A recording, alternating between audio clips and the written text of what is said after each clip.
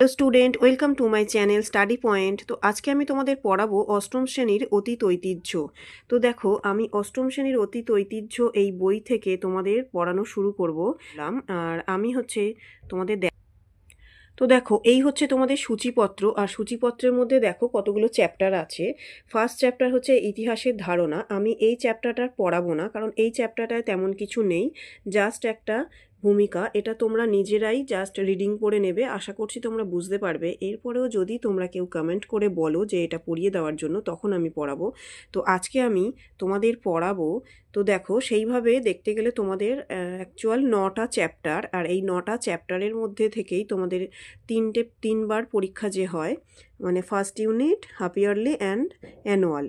তো এর ওপরেই বেস করে কিছু কিছু করে ভাগ করা হয়। তো সেটা তোমরা যখনই তোমাদের স্কুলে ক্লাস শুরু হবে তোমরা সেখান থেকে বুঝতে পারবে। তারপরেও যদি কারো অসুবিধা থাকে আমাকে অবশ্যই একটা কমেন্ট করো, আমি বুঝিয়ে দেব।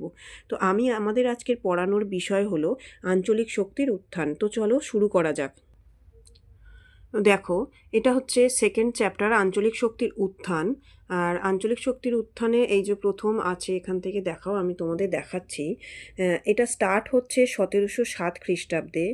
সাধারণত ইতিহাসকে টোটাল ইতিহাসের যুগ বিভাজনকে প্রধানত তিনটি ভাগে ভাগ করা যায়। একটা হচ্ছে প্রাচীন যুগের ইতিহাস, আর একটা হচ্ছে মধ্যযুগের ইতিহাস, এবং আর একটা হচ্ছে তোমার আধুনিক যুগের ইতিহাস। তো আমরা 1526 খ্রিস্টাব্দে মোঘল যুগের সূচনা হয়। তো 1526 খ্রিস্টাব্দের পর থেকে মোঘল সাম্রাজ্য 1707 খ্রিস্টাব্দ পর্যন্ত যে সময়কাল, সেই সময়কালকে মোঘল যুগের ইতিহাস, যা মধ্যযুগের মধ্যে পড়ে। 1707 খ্রিস্টাব্দে আওরঙ্গজেবের মৃত্যুর পর আঞ্চলিক শক্তির উত্থান ঘটে। তো সেই আঞ্চলিক শক্তির উত্থানের সময়কাল থেকেই তোমাদের ক্লাস 8-এর সিলেবাসে তোমাদের ইতিহাসটা শুরু হচ্ছে। দেখো, 1707 খ্রিস্টাব্দে মুঘল সম্রাট ঔরঙ্গজেব মারা যান, এবং 1757 খ্রিস্টাব্দে যে পলাশির যুদ্ধের মাধ্যমে ভারতীয় উপমহাদেশে ব্রিটিশ ইস্ট ইন্ডিয়া কোম্পানির উত্থান ঘটে। এই দুটি ঘটনার মধ্যে মাত্র 50 বছরের ব্যবধান, কিন্তু এই 50 বছরে ভারতীয় উপমহাদেশে বিভিন্ন রাজনৈতিক ইতিহাস অনেকটাই বদলে গিয়েছিল। সম্রাট ঔরঙ্গজেব মারা যাওয়ার পরে খুব দ্রুত মুঘল সাম্রাজ্যের শক্তি নষ্ট হতে থাকে, ফলে মুঘলদের পক্ষে তাদের সাম্রাজ্য ধরে রাখা সম্ভব হয়নি। তবে অনেক ক্ষেত্রেই দেখা গেছে মুঘলদের এই অবনতিকে বিভিন্ন সম্রাটের ব্যক্তিগত দক্ষতা, ব্যর্থতা দিয়ে ব্যাখ্যা করার চেষ্টা হয়।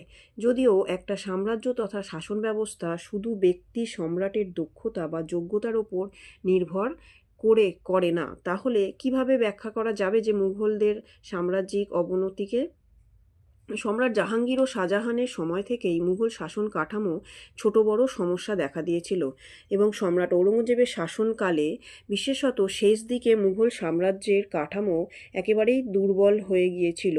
কারণ যখন সম্রাট ঔরঙ্গজেব তার জীবনের একটা গুরুত্বপূর্ণ সময় তিনি দাক্ষিণাত্য অভিযানে ব্যয় করে দেন, তো সেই সময় তিনি সাম্রাজ্যের মানে প্রপার দিল্লিকে কেন্দ্র করে যে সাম্রাজ্য, সেইখানে তিনি অত বেশি নজরদারি বা তার নিয়ন্ত্রণাধীনে না থাকায় ধীরে ধীরে এই বিশাল, আর তোমরা এটাও জেনে রাখো যে আওরঙ্গজেবের সময় কিন্তু মুঘল যুগের সীমানাটা একেবারেই সবথেকে বৃহৎ সাম্রাজ্যে পরিণত হয়েছিল। তো এই বৃহৎ সাম্রাজ্য টিকিয়ে রাখা সম্রাট ঔরঙ্গজেবের পরবর্তী যে সমস্ত সম্রাটগণ ক্ষমতায় আসেন তাদের পক্ষে একেবারেই সম্ভব হয়ে ওঠেনি, কারণ বেশিরভাগ সম্রাটই ছিলেন খুবই দুর্বল চিত্তের। এছাড়াও এত বিপুল পরিমাণে এই সাম্রাজ্যকে টিকিয়ে রাখার জন্য যে প্রচুর অর্থের প্রয়োজন ছিল, যে সৈন্য সামগ্রী দরকার ছিল, তো সেইগুলোর অভাবের জন্যই ধীরে ধীরে মাত্র 50 বছরের মধ্যেই এই সাম্রাজ্য প্রায় একেবারেই অবলুপ্তি হয়ে যায়। তো চলো নেক্সট পেজে যাওয়া যাক। মুঘল সাম্রাজ্যের এই দুর্বলতার সুযোগ নিয়ে বিভিন্ন আঞ্চলিক শক্তি, যেমন মারাঠারা মাথাচাড়া দিয়ে ওঠে। অন্যদিকে দেখা যায় বাংলার হচ্ছে মুর্শিদ কুলি খাঁ মানে একটা নিজস্ব স্বায়ত্ত একটা স্বাধীন রাজ্য গড়ে তোলে। হায়দ্রাবাদ ওইদিকে মাথাচাড়া দেয়। এইভাবে বিভিন্ন সাম্রাজ্য আঞ্চলিক শক্তিগুলির একে একে উত্থান ঘটে। তো সেটাই হচ্ছে তোমাদের এই চ্যাপ্টারের আলোচিত বিষয়। তো দেখো, এখানে প্রথমে আছে বাংলা। সুবা বাংলার রাজস্ব ঠিকমতো আদায় করার জন্য মুর্শিদ কুলি খানকে বাংলার দেওয়ান হিসাবে পাঠিয়েছেন সম্রাট ঔরঙ্গজেব। সম্রাট বাহাদুর শাহর আমলেও মুর্শিদ কুলি ওই পদে বহাল ছিলেন। দেওয়ান পদে মুর্শিদ কুলি নিয়োগে পাকাপাকি করে দেন সম্রাট ফারুকশিয়ার 1717 খ্রিস্টাব্দে। তো মুর্শিদ কুলিকে বাংলার নাজিম পদ দেওয়া হয়। ফলে দেওয়ান ও নাজিমের যৌথ দায়িত্ব পালন করার জন্য সুবা বাংলায় মুর্শিদ কুলি ক্ষমতা চূড়ান্ত হয়ে পড়ে এবং এইভাবেই আঞ্চলিক শক্তি হিসাবে বাংলার উত্থান ঘটে মুর্শিদ কুলি খানের নেতৃত্ব ধরে। তো এই রকম পরিস্থিতিতেই বাংলা শক্তিশালী হয়ে উঠতে থাকে এবং ধীরে ধীরে সেখানে মাত্র কয়েক বছরের ব্যবধানেই দেখা যায় যে তারা মুঘলদের অধীনতা থেকে মানে বেরিয়ে আসার চেষ্টা করে। তো দেখো, এইভাবে মুর্শিদ কুলির আমলে বাংলায় একদল ক্ষমতাবান জমিদার শ্রেণী তৈরি হয়। তারা নাজিমকে নিয়মিত রাজস্ব দেওয়ার বদলে নিজেদের অঞ্চলে ক্ষমতা ভোগ করতেন। মুর্শিদ কুলির আমলে বাংলার রাজনৈতিক পরিস্থিতি ব্যবসা পক্ষে অনুকূল ছিল। স্থল ও সমুদ্রপথে নানা দ্রব্য সুবা বাংলা থেকে রপ্তানি করা হতো। হিন্দু মুসলমান ও আর্মেনীয় বণিকরাই ওই ব্যবসায় প্রভাবশালী ছিলেন। তো 1727 খ্রিস্টাব্দে যখন মুর্শিদ কুলি খান মারা যান, তখন মুঘলদের সঙ্গে তার আনুষ্ঠানিক সম্পর্ক ভালো ছিল। মুর্শিদ কুলির উত্তরাধিকারীদের মধ্যে ক্ষমতা নিয়ে গোলযোগ বাধে। সেই পরিস্থিতিতে জগৎ শেঠ ও কয়েকজন ক্ষমতাবান জমিদারের মদতে সেনাপতি আলীবর্দী খান সুবা বাংলার ক্ষমতা দখল করেন।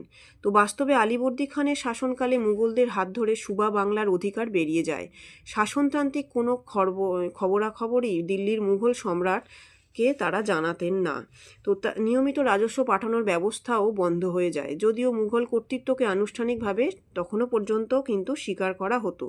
1756 খ্রিস্টাব্দে আলীবর্দী খাঁর মৃত্যু তার দৌহিত্র সিরাজউদ্দৌলা নতুন নবাব হন, কিন্তু দ্রুত দরবারের বিভিন্ন গোষ্ঠী ও ব্রিটিশ কোম্পানির সঙ্গে সিরাজের সংঘাত বাধে। তার পরিণতি বাংলার শাসন ব্যবস্থা কোম্পানি কর্তৃত্ব তৈরি হয়েছিল।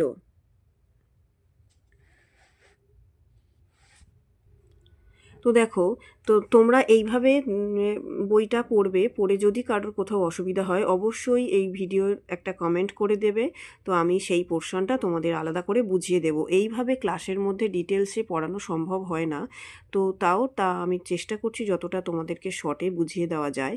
তো এরপরে দেখো, এইভাবেই বাংলার উত্থান ঘটে। তো এর পরবর্তী যে শক্তি মাথাচাড়া দেয় সেটা হচ্ছে হায়দ্রাবাদ। মুঘল দরবারে একজন শক্তিশালী অভিজাত ছিলেন মীর কামার উদ্দিন খান সিদ্দিকী। সম্রাট ঔরঙ্গজেব তিনি চিনকুলিজ খান উপাধি দেন। তাহলে তোমরা এটা নোট করবে যে মুঘল দরবারে শক্তিশালী অভিজাত ছিলেন মীর কামার উদ্দিন খান সিদ্দিকী। সম্রাট ঔরঙ্গজেব তাকে চিনকুলিজ খান উপাধি দেন। পরে তিনি সম্রাট ফারুকশিয়ারের থেকে নিজামুল মুলক এবং সম্রাট মোহাম্মদ শাহের থেকে আশফ ঝা উপাধি নিয়ে 1724 খ্রিস্টাব্দে হায়দ্রাবাদ রাজ্য প্রতিষ্ঠা করেন। আচ্ছা, এটা কিন্তু তোমরা যেরকম আন্ডারলাইন করা আছে এরকম আন্ডারলাইন করে নিতে পারো। এটা তোমাদের 3 নাম্বার বা 2 নাম্বারের কোশ্চেনের জন্য খুবই ইম্পর্টেন্ট। তাহলে দেখে নাও, আশফ ঝা এবং চিনকুলিজ খান এগুলো কিন্তু একই ব্যক্তি। 1724 খ্রিস্টাব্দে হায়দ্রাবাদ রাজ্য প্রতিষ্ঠা করেন। মুঘল প্রাদেশিক শাসক মুবারিজ খান হায়দ্রাবাদের প্রায় স্বাধীন শাসকের মতো ছিলেন। 1723 খ্রিস্টাব্দে আশফ ঝা মুবারিজ খানকে হারিয়ে দেন এবং পরের বছর নিজেই দাক্ষিণাত্যের সুবাদার হয়ে হায়দ্রাবাদ অঞ্চলে নিজের আধিপত্য প্রতিষ্ঠা করেন। এইভাবে 1740 খ্রিস্টাব্দ থেকেই নিজামের শাসন স্বাধীন হায়দ্রাবাদ রাজ্যের আত্মপ্রকাশ ঘটে। তো হায়দ্রাবাদ রাজ্যের আত্মপ্রকাশ ঘটে কত সালে? 1740 খ্রিস্টাব্দে। আনুষ্ঠানিকভাবে মুঘল কর্তৃত্বকে হায়দ্রাবাদ অস্বীকার করেনি। মুঘল সম্রাট নামেই হায়দ্রাবাদের মুদ্রাগুলি চলত। এমনকি সম্রাটের নামে খুতবাও পাঠ করা হতো। তো একটা দেখা যাচ্ছে যে মুঘল সম্রাট তখন হয়ে ওঠে একটা নামে মাত্র সাম্রাজ্য। কারণ মুঘল সম্রাটের মানে নিয়ম মতো তারা মুঘল সাম্রাজ্যকে স্বীকার করলেও তারা সেখানে কিন্তু কোনো মুঘল সাম্রাজ্যকে কর দিতে নিয়মিত করও তারা পাঠাতেন না। তো এরপরে দেখো আমরা যে শক্তিটি নিয়ে আলোচনা করব সেটা হচ্ছে অযোধ্যা। 1722 খ্রিস্টাব্দে সাদাত খানের নেতৃত্বে অযোধ্যা একটি স্বশাসিত আঞ্চলিক শক্তি হিসাবে গড়ে ওঠে। মুঘল প্রশাসক হিসাবে সাদাত খানের দায়িত্ব ছিল অযোধ্যার স্বাধীন রাজা ও গোষ্ঠীর নেতাদের বিদ্রোহের মোকাবিলা করা। দ্রুত সেই কাজে সফল হওয়ার জন্য মুঘল সম্রাট মোহাম্মদ শাহ সাদাত খানকে বুরহান উল মুলক উপাধি দেন। তো দেখো, বুরহান উল মুলক উপাধি কার ছিল?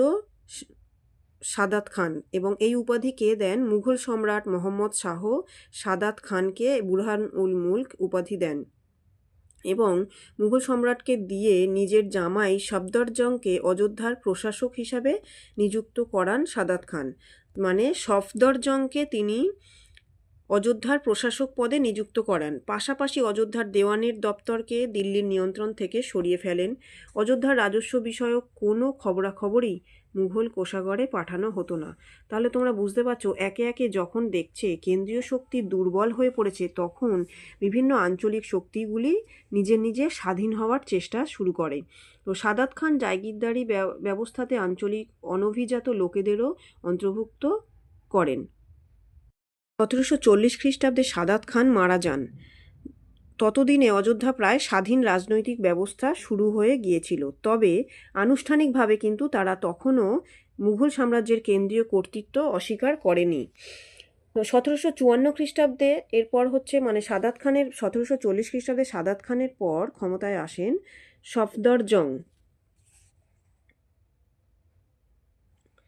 1754 খ্রিস্টাব্দে সফদরজং মারা যাওয়ার পর তার ছেলে সুজাউদ্দৌলা অযোধ্যার শাসক হন।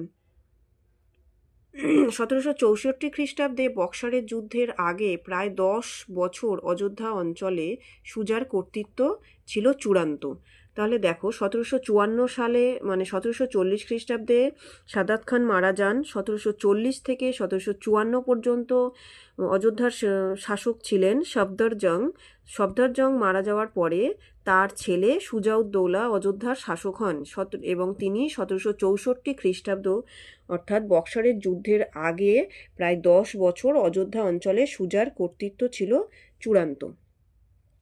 তো দেখো, এইভাবে দেখো ঠিক একই রকমভাবে বাংলার নবাব ও ব্রিটিশ ইস্ট ইন্ডিয়া কোম্পানির সম্পর্কের বিবর্তন। আচ্ছা, এরপরে আসছি। দেখো, ঠিক এইভাবে একের পর এক আঞ্চলিক শক্তিগুলি কেন্দ্রীয় কর্তৃত্ব অস্বীকার তারা হয়তো মুখে করেনি, কিন্তু তারা প্রায় নিজেদের সমস্ত কিছুই নিজেদের একেবারে স্বাধীনভাবেই প্রায় রাজ্য পরিচালনা করতেন এবং অনেক ক্ষেত্রে দেখা গেছে নিয়মিত করও তারা দিল্লির সরকার অর্থাৎ মুঘল সরকারকে পাঠাতেন না। এগুলো কিন্তু সবই ঘটেছে ঔরঙ্গজেবের মৃত্যুর কয়েক বছরের মধ্যেই। আর মুঘল সাম্রাজ্যের শেষ শক্তিশালী সম্রাট ছিলেন কিন্তু ঔরঙ্গজেব, এবং ঔরঙ্গজেবের সময়েই কিন্তু সবথেকে মুঘল সাম্রাজ্যের আয়তন ছিল সব থেকে বৃহৎ। আচ্ছা, এরপর শুরু করছি বাংলার নবাব ও ব্রিটিশ ইস্ট ইন্ডিয়া কোম্পানি সম্পর্কের বিবর্তন। আচ্ছা, এর আগে আমরা যখন দেখেছি বাংলা পড়তে গিয়ে, বাংলা যখন স্বাধীন রাজ্য হিসাবে মাথাচাড়া দেয় সেটা হচ্ছে মুর্শিদকুলি খানের সময়, এবং বাংলার বিভিন্ন ইউরোপীয় বণিক ও বাণিজ্য কোম্পানি ব্যবসা করত। সেগুলির মধ্যে ব্রিটিশ ওলন্দাজ ও ফরাসি কোম্পানি তিনটি ছিল বেশি ক্ষমতাশালী। তাদের মধ্যে আবার ব্রিটিশ ইস্ট ইন্ডিয়া কোম্পানি বাণিজ্যিক উদ্যোগ ছিল সব থেকে বেশি।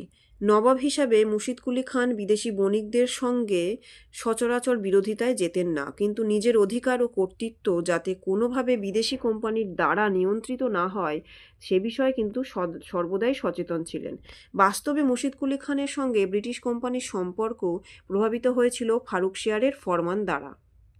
তো এর মধ্যে এই পিরিয়ডে সবথেকে গুরুত্বপূর্ণ একটি প্রশ্ন হচ্ছে ফারুকশিয়ারের ফরমান, যেটা হচ্ছে মানে ব্রিটিশ সাম্রাজ্য বিস্তারের ক্ষেত্রে একটা গুরুত্বপূর্ণ ঘটনা।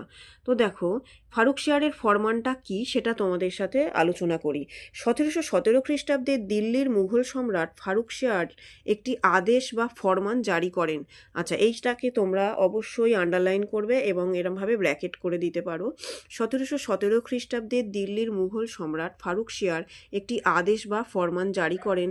সেই ফরমান মোতাবেক ব্রিটিশ ইস্ট ইন্ডিয়া কোম্পানিকে বাংলাদেশে কতগুলি বিশেষ বাণিজ্যিক অধিকার দেওয়া হয়েছিল। যেমন ব্রিটিশ কোম্পানি বছরে মাত্র 3,000 টাকার বিনিময়ে বাংলায় বাণিজ্য করতে পারবে, কিন্তু তার জন্য কোম্পানিকে কোনো শুল্ক দিতে হবে না। ব্রিটিশ কোম্পানি কলকাতার কাছাকাছি অঞ্চলে 38টি গ্রামের জমিদারি কিনতে পারবে। কোম্পানির পণ্য কেউ চুরি করলে তাকে বাংলার নবাব শাস্তি দেবেন ও কোম্পানিকে ক্ষতিপূরণ দেবেন। কোম্পানির জাহাজের সঙ্গে অনুমতিপত্র থাকলেই সেই জাহাজ অবাধে বাণিজ্য করতে পারবে। তাছাড়া বাংলার নবাবের মুর্শিদাবাদ টাকশাল প্রয়োজন মতো কোম্পানি ব্যবহার করতে পারবে। তো দেখো, মুঘল সাম্রাজ্যের এই সবথেকে বড় এই ব্রিটিশদের আগমনের ভারতবর্ষে যে ব্রিটিশরা 200 বছর রাজত্ব করেছিল তার সূত্রপাত কিন্তু এই ফারুকশিয়ারের ফরমান থেকেই শুরু হয়, এবং এটা ছিল সবথেকে সবথেকে গুরুত্বপূর্ণ একটা ঘটনা, যে ঘটনাকে কেন্দ্র করে ধীরে ধীরে ব্রিটিশ সাম্রাজ্য তাদের আধিপত্য বিস্তার করে এবং প্রথমে তারা বাণিজ্যিক শক্তি হিসাবে ভারতবর্ষে আসলেও ধীরে ধীরে তারা রাজনৈতিক ক্ষেত্রে হস্তক্ষেপ করতে শুরু করে। তো এটাই ছিল ফারুকশিয়ারের জীবনের সবথেকে, যদি কোনো ভুল ঘটনা হয়ে থাকে, সেই ফারুকশিয়ারের এই ফরমান। ফারুকশিয়ারের ফরমান বাংলায় ব্রিটিশ ইস্ট ইন্ডিয়া কোম্পানিকে প্রায় অবাধে বাণিজ্যের পথ খুলে দিয়েছিল। অদূর ভবিষ্যতে বাংলার নবাবের সঙ্গে ব্রিটিশ কোম্পানির অর্থনৈতিক এবং রাজনৈতিক সংঘাতের পটভূমিও তৈরি হয়েছিল এই ফরমানের ফলে। এই ফরমানের অদূর ভবিষ্যতের পরিণতি ছিল খুবই ক্ষতিকারক, কারণ ফারুকশিয়ারের ফরমানে বলা ছিল কেবল ব্রিটিশ কোম্পানির পণ্যের ওপর ছাড় পাবে, অথচ কোম্পানির বণিকরা তারা প্রত্যেকেই ব্যক্তিগত ব্যবসাতে লিপ্ত ছিল এবং তারা প্রত্যেকেই ব্যক্তিগত ব্যবসার ক্ষেত্রেও দেখা যাচ্ছে যে তারা এই শুল্ক ফাঁকি দেওয়ার জন্য এই ফরমান ব্যবহার করতে থাকে।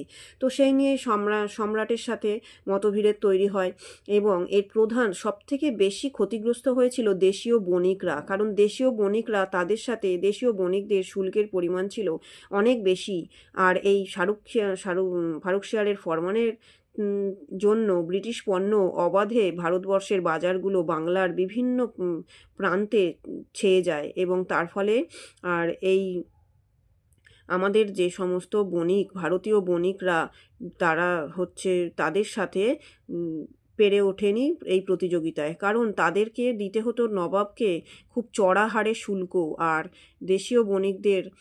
বিদেশি বণিকদের শুল্কের পরিমাণের জন্য দুটি পণ্যের মধ্যে মূল্যের তারতম্য ছিল, অর্থাৎ দামের খুবই ফারাক ছিল। অর্থাৎ ধরো 10 টাকার যদি ব্রিটিশ পণ্য যদি 10 টাকায় বিক্রি হয়, দেশীয় জিনিস যেহেতু দেশীয় বণিকদের চড়া হারে শুল্ক দিতে হতো, তাই সেই একই পণ্যের দাম দেখা যাচ্ছে যে 20 টাকা। সেখানে দেখা যাচ্ছে এই অসম প্রতিযোগিতায় আমাদের দেশীয় বণিকরা ক্ষতিগ্রস্ত হতে থাকে। তো এর পরবর্তী পদক্ষেপে দেখা যায় বাংলার মুর্শিদকুলি খান কিন্তু এই বিদেশি বণিকদের প্রতি একটু সদয় ছিলেন বা ইতিবাচক মনোভাব দেখিয়েছিলেন, কারণ তিনি মনে করতেন এতে ইউরোপীয় বণিকদের বাণিজ্যের বিষয়ে তিনি মনে করতেন বাংলার অর্থনীতি এতে সমৃদ্ধ হবে। এবং পরবর্তী পর্বে দেখা যায় মুর্শিদকুলির মতন আলীবর্দী খানও তিনি সে ব্যাপারে মুর্শিদকুলির মতের মতোই সহমত ছিলেন। তিনিও বিদেশি বণিকদের কোম্পানিগুলির ও রাজনৈতিক ও সামরিক ক্ষমতা দিকে তিনি সর্বদা নজর রাখতেন, এবং যাতে তাদের রাজনৈতিক ক্ষমতা কোনোভাবে বাড়তে না পারে সেই বিষয়েও তিনি সদা সতর্ক দৃষ্টি রাখতেন। তো এইরকম পরিস্থিতিতে দেখা যায় যে নবাব আলীবর্দী খানের সময়ে কিন্তু ইউরোপীয় এবং ফরাসিদের মধ্যে কোনো রকম বিভেদ তৈরি হয়নি। তো গণ্ডগোলটা তৈরি হয় তার ঠিক পরবর্তী পর্বে। যুক্ত ছিল তিনি মানে ওই যে বললাম যে তিনি সর্বদাই তাদের উপরে দৃষ্টি নিক্ষেপ করতেন। তো এই রকম পরিস্থিতিতে তারা যখন দুর্গ নির্মাণ করতে শুরু করে বা দুর্গ নির্মাণ করতে যায়, তখন তিনি দুর্গ তৈরি করতে বাধা দিয়েছিলেন আলীবর্দী খান।